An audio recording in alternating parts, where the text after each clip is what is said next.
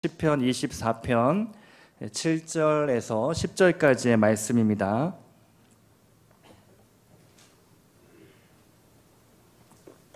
시편 24편 7절에서 10절까지 말씀 우리 다 같이 한 목소리로 읽도록 하겠습니다. 시작.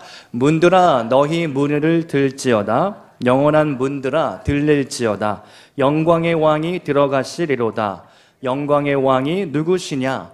강하고 능한 여호와시요 전쟁에 능한 여호와시로다. 문들아 너희 머리를 들지어다.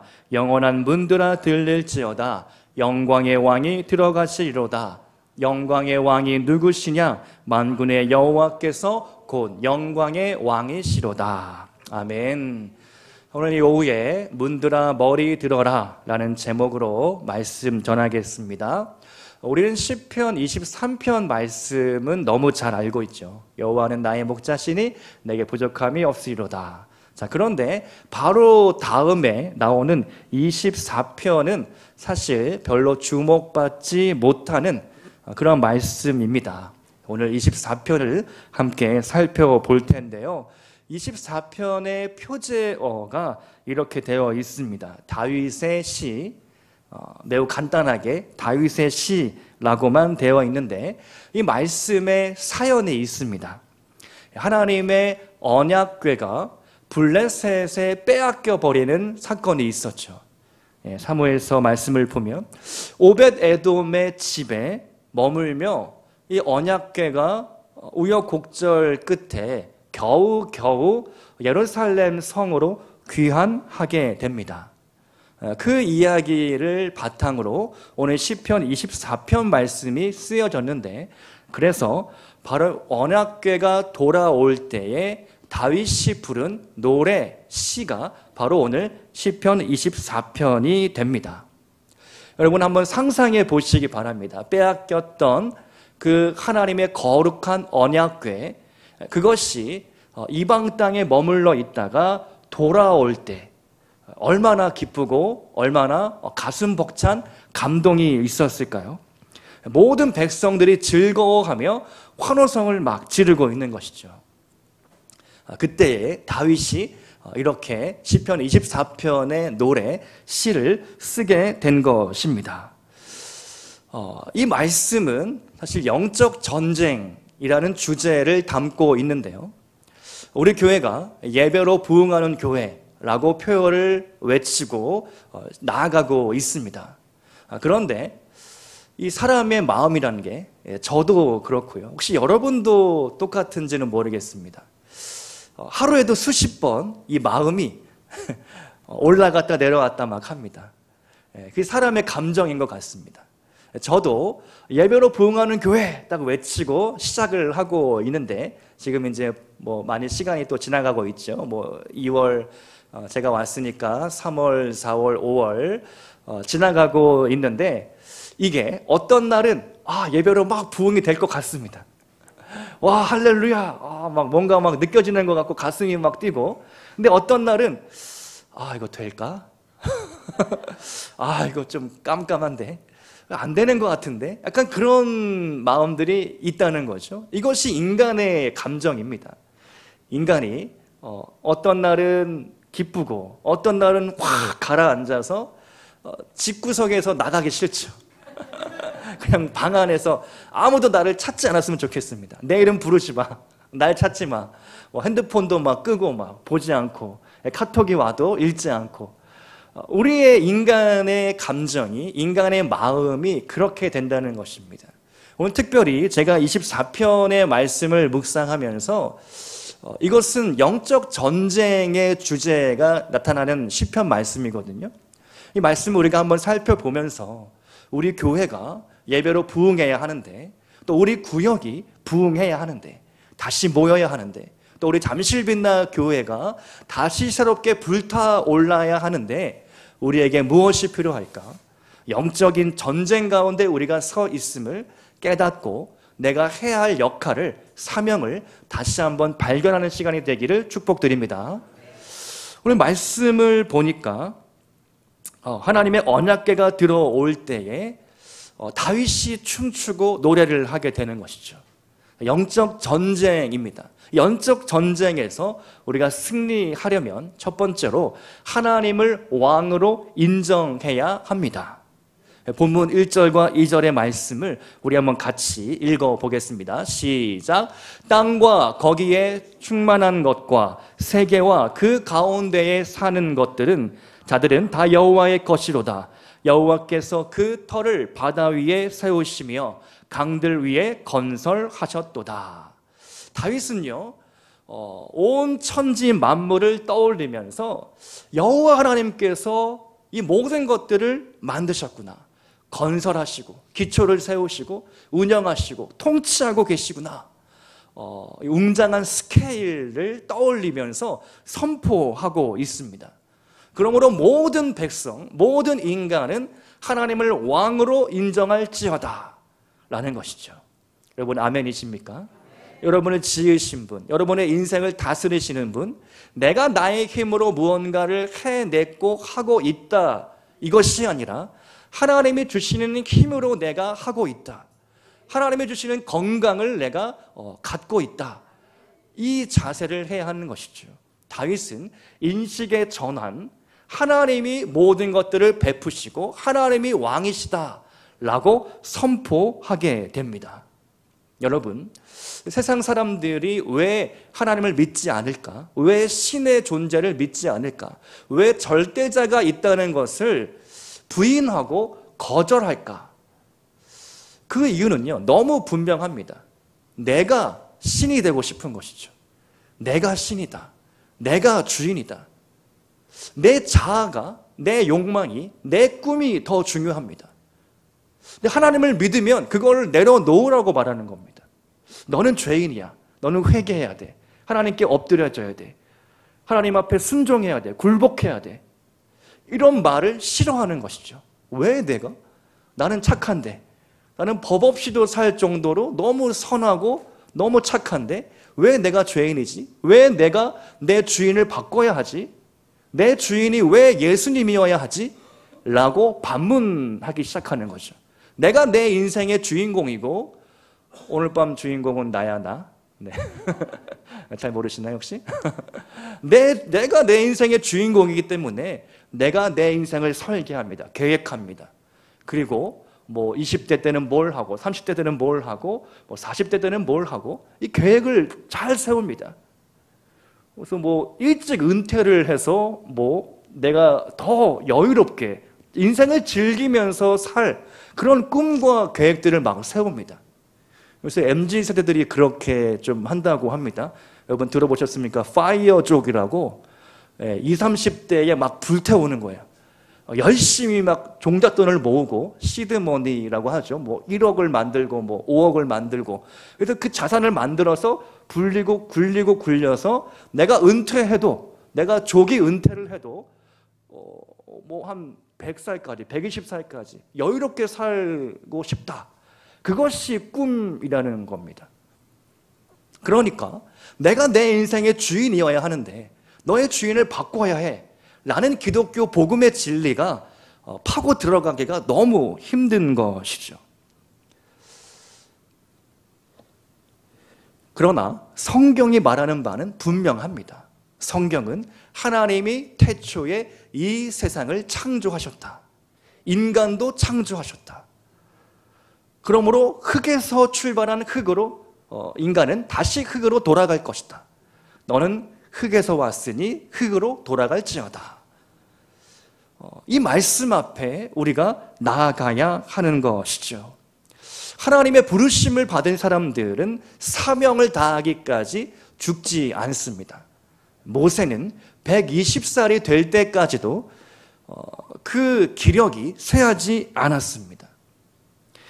신명기 34장 7절 말씀이죠. 모세가 죽을 때에 나이 120세였으나 그의 눈이 흐리지 아니하였고 기력이 쇠하지 아니하였더라. 아멘. 너무 좋은 말씀입니다. 여러분을 향한 약속의 말씀이 되기를 축복합니다. 120살까지 넉넉히 사시기를 바랍니다. 사명이 있으면 나의 인생이 끝나지 않는다는 것이죠. 모세에게 사명이 있었기 때문에 100살, 110살, 120세까지 하나님이 넉넉히 그 사명을 감당할 기력과 힘과 능력을 주셨습니다. 여러분, 나이가 문제가 아니라 사명이 있느냐 없느냐가 문제입니다. 여러분 이미 거룩한 사명을 받으셨습니다. 축복드립니다. 여러분이 맡은 그 구역, 교회에서의 사명이 있으십니다. 그 사명을 더 힘있게 감당하시고 날마다 새롭게 발견하시기를 축복드립니다. 내가 해야 할 역할이 무엇일까? 내가 주방에서, 내가 교회에서, 또 내가 이 구역에 맡은 자리에서 해야 할 일이 무엇일까? 내가 누구를 돌봐야 할까? 내가 누구를 만나야 할까? 누구를 위로해야 할까? 누구를 일으켜 세워야 할까? 이것을 우리가 항상 구하고 찾아야 하겠습니다. 사도 바울은 이렇게 고백했죠. 나는 표대를 향하여 그리스도 예수 안에서 하나님이 위에서 부르신 부름의 상을 향하여 달려가노라. 아멘. 여러분에게 맡겨주신 그 부름의 자리에서 끝까지 충성하시기를 바랍니다.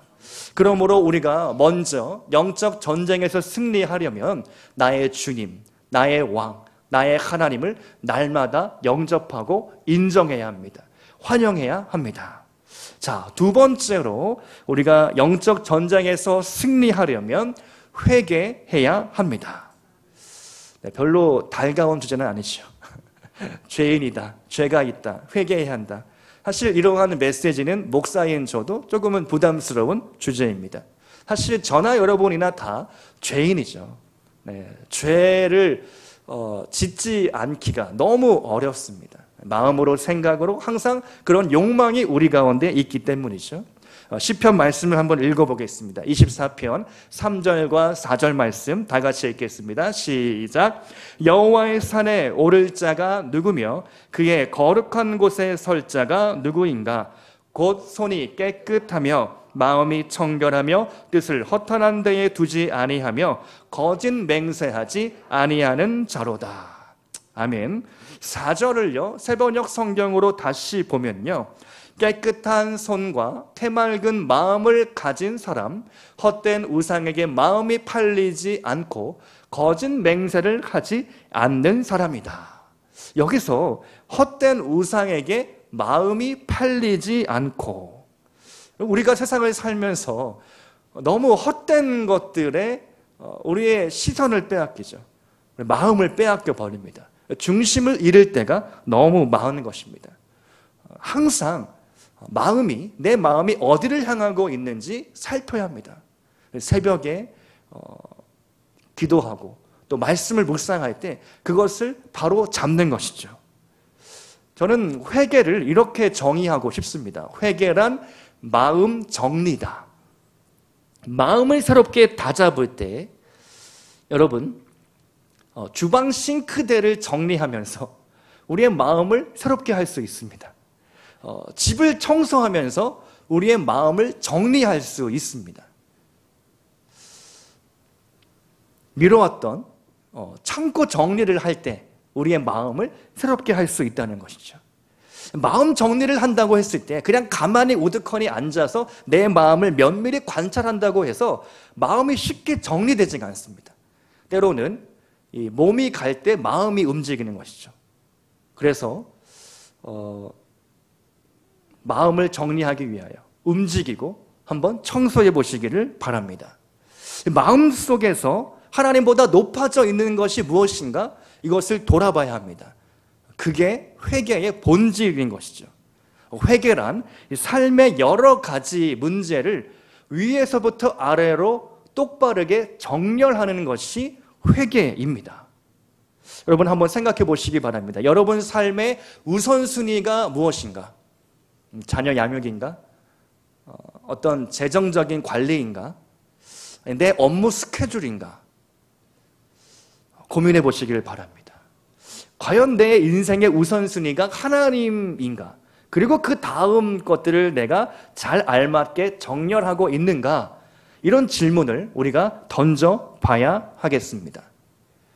초기 기독교의 교부, 교회의 아버지라 불리는 성 어거스틴이 이렇게 회개를 정의했습니다. 참된 회개란 하나님보다 더 사랑했던 모든 것을 내려놓는 것이다. 사랑의 순서를 바꾸는 것이다. 죄란 순서가 뒤바뀐 사랑이다. 여러분, 동의하시겠습니까?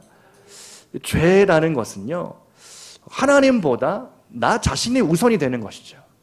하나님을 인정하고 하나님을 의식하며 살아가는 태도가 아니라 내 자아와 내 욕망과 내가 하고 싶은 것을 자꾸만 할 때 그것이 오래되고 그것이 치우치게 되면 바로 죄로 변질되게 됩니다. 우리 그것을 너무나 잘 알고 있는 것이죠. 저도 최근에는 이 죄 지을 겨를이 없습니다. 죄된 생각을 할 겨를이 없습니다. 근데 혹시 모르겠습니다. 이 담임 목사라는 이 직분을 만약 제가 3년, 5년, 10년, 20년 막 오랫동안 했을 때 과연 내가 행여나 타락하지는 않을까? 치우치지를 않을까? 그런 생각을 한편에서는 제가 계속 하고 있습니다. 마찬가지로 우리의 신앙생활이 뭔가 관성에 빠질 때 그냥 같은 일을 반복하는 것이죠. 그럴 때에 우리가 조심해야 합니다. 물론 반복은 어떤 능력을 갖다 주죠. 반복하는 데 힘이 있습니다. 음악이든 어떤 체육이든 반복할 때 숙련도가 상승합니다. 그런데 이 신앙생활에 있어서 반복이 상당히 위험합니다. 반복하다가 그 반복함에 빠져서 어떤 타성에 젖어서 그 일이 그냥 직업적으로 변질되기 쉬운 것이죠. 제가 가장 위험합니다. 다른 누구보다도 제가 제일 위험합니다. 그려주시기 바랍니다. 네. 마찬가지로 우리가 신앙생활을 하면서 항상 겸손해야 합니다. 내가 이렇게 된 것은 하나님의 은혜다. 내 공로가 아니다. 하나님의 보혈을 날마다 의지해야 하는 것이죠. 그럴 때에 우리의 영성이 살아날 수가 있습니다. 깨어날 수가 있습니다. 주님의 보혈을 겸손히 날마다 의지하는 것이죠. 주님의 보혈의 능력이 있습니다. 그 십자가에서 나를 위해 죽으신 그 보혈을 오늘도 내가 의지하며 나아갑니다. 그 태도가 중요한 것입니다. 그래서 영적 전쟁을 할 때에 주님의 보혈 찬양을 부르는 것이 아주 중요합니다. 악한 마귀와 사탄이 예수님의 십자가 보혈을 싫어하기 때문인 것이죠. 예수님이 십자가에 달려 죽으심으로 사탄의 모든 악한 권세, 사망 권세가 깨어졌기 때문입니다. 영적인 전쟁 가운데 있을 때에 여러분 찬양하시고 또 예수님의 보혈의 찬양을 부르시기를 바랍니다. 제가 오전 예배 찬양을 인도할 때 가급적 그래서 보혈 찬양을 많이 선곡을 하게 됩니다. 그래서 조금 비슷할 수도 있는데 보혈 찬양을 계속 부르면서 우리의 예배가 예배의 문을 여는 것이죠. 찬양으로 문을 여는데 그때에 주님의 보혈을 의지해서 우리가 성소로 나아가는 겁니다. 우리가 죄인인데 우리의 죄를 주님의 보혈로 의지하여 주님의 보혈로 덮어주시고 주님 우리를 성전 더 깊은 곳으로 지성소까지 들어가게 하여 주시옵소서. 이러한 기도로 제가 찬양을 준비하고 부르게 되는 것입니다. 여러분의 인생 가운데 삶의 순간 가운데 영적인 전쟁 그 안에서 늘 찬양을 부르시고 보혈을 의지하여 나아갈 수 있기를 축복드립니다. 세 번째로 영적 전쟁에서 승리하려면 하나님을 찬양하고 주의 얼굴을 구해야 합니다. 6절과 7절 말씀 한번 같이 읽어보겠습니다. 6절 7절 시작. 이는 여호와를 하나님의 얼굴을 구하는 자로다. 문들아 너희 머리를 들지어다. 영원한 문들아 들릴지어다. 영광의 왕이 들어가시리로다. 아멘. 여러분, 이 말씀 속에서 이제 다윗이 어떤 액션을, 행동을 취하게 됩니다. 믿음으로 순종의 발걸음을 옮기는 것이죠. 하나님의 얼굴을 찾습니다. 그리고 7절 말씀을 보니까 너희 문들아 머리를 들지어다, 들릴지어다 영광의 문들아 라고 선포합니다. 여러분, 그런데요, 문들아 머리 들어라, 이 말씀을 혹시 여러분 들어보신 적이 있으십니까?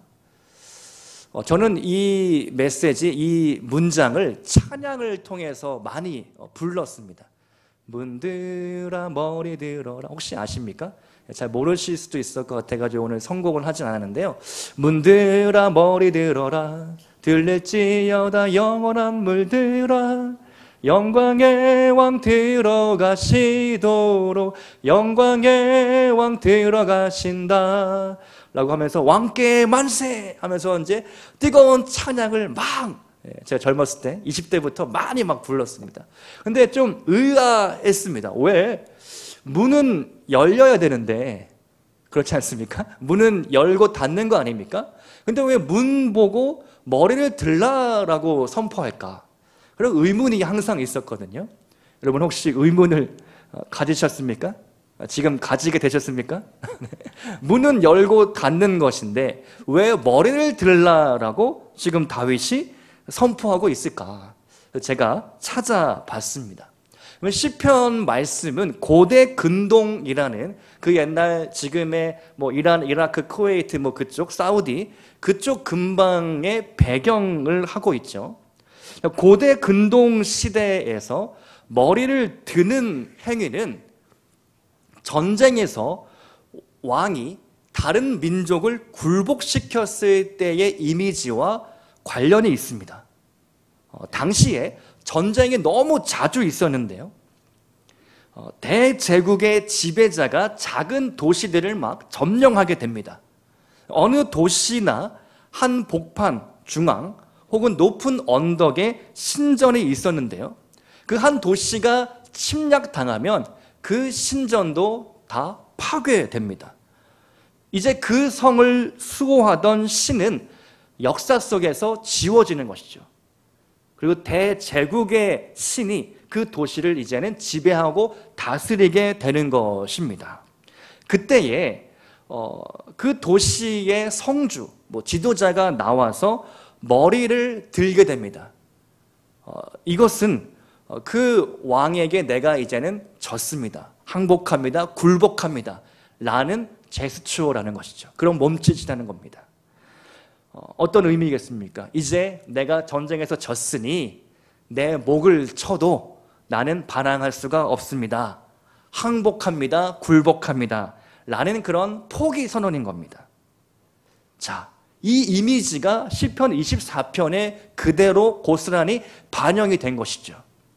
그러므로 너희 문들아 머리 들어라 라고 시편 다윗이 외쳤을 때에는 여호와 하나님이 이제 너희 성을 접수했다, 너희 머리를 들지어다, 여호와 하나님 앞에 순복하고 굴복하고 항복할지어다 라고 지금 선포하고 있는 것입니다.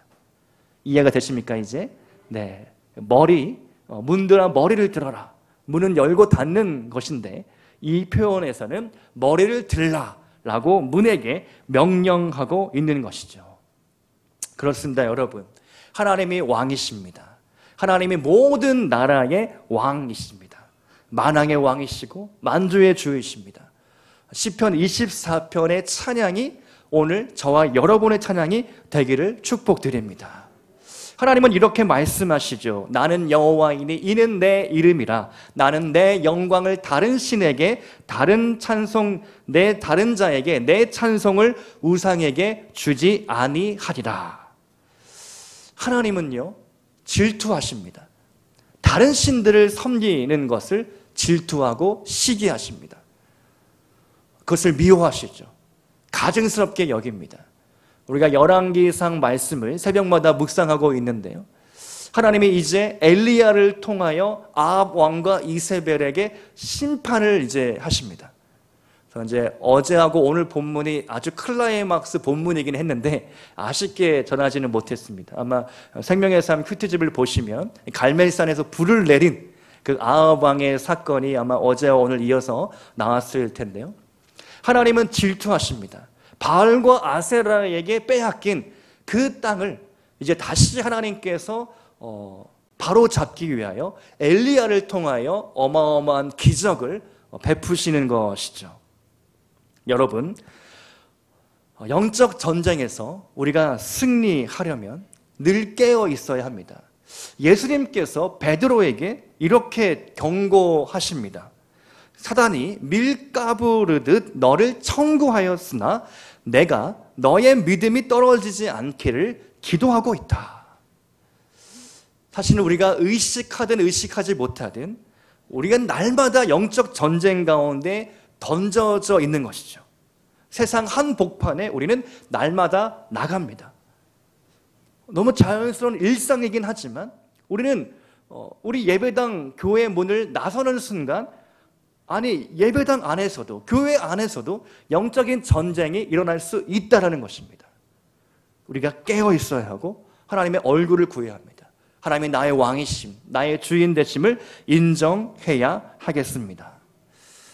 이제 6월부터는 이제 전도를 하려고 합니다. 말만 하고 하지 못해서 상당히 죄송한데 6월 달부터는 시작을 합니다. 그런데 여러분의 중보 기도가 너무 절실합니다. 왜냐하면 전도라는 것은 영적인 최전방에 나아가는 것이죠. 아무것도 아닌 일처럼 보여질 수 있습니다. 그냥 나가서 전도지 주고 나눠주고 찬양 부르고 기도하고 그렇게 하는 행위가 아무것도 아닐 수 있지만 그 일 가운데 사탄의 공격이 있을 수 있고 또 우리의 마음을 흔들 수도 있고 서로의 어떤 관계 안에서 틈이 생길 수도 있다는 것이죠. 그러므로 우리가 영적 전쟁을 선포하고 기도해야 합니다. 저 혼자만의 일로 가능한 게 아닙니다. 여러분이 함께 마음을 모아주시고 참여해 주시고 또 중보기도 해주셔야 합니다. 겸손히 기도를 부탁드립니다. 함께 오셔도 되고 또 기도해 주셔도 되고 여러 가지 모양과 방법으로 함께 해 주시기를 부탁드립니다. 오늘 말씀을 마무리하겠습니다. 시편 24편은 영적 전쟁의 세 가지 원칙을 우리에게 알려주었습니다. 첫 번째, 하나님을 왕으로 인정해라. 두 번째, 회개해라. 세 번째, 하나님을 찬양하라. 오늘 여러분의 삶 가운데 어떠한 영적 전쟁이 있으십니까? 가정, 또 자녀들과의 관계, 부부 관계, 또 직장 안에서, 사업장에서 또 내 마음속이 영적 전쟁의 전쟁터가 되는 것이죠. 그런데 우리가 나사렛 예수 그리스도의 이름으로 선포하기를 바랍니다. 너 사탄은 이미 패배했다. 예수의 이름으로 내가 승리했다. 주의 보혈을 선포하며 나아가시기 바랍니다. 하나님께서 반드시 여러분의 삶과 함께해 주셔서 승리를 보장해 주실 줄로 믿습니다. 너의 문들아 머리를 들지어다. 영광의 왕들이 들어간다. 하나님 앞에 날마다 집을 나설 때, 직장에 출근할 때, 사업장에 나가실 때, 또 우리 교회에 들어오고 나갈 때마다 영적 전쟁을 선포하시고 그 전쟁에 우리가 승리할 수 있기를 주님의 이름으로 축복드립니다. 함께 기도하시겠습니다.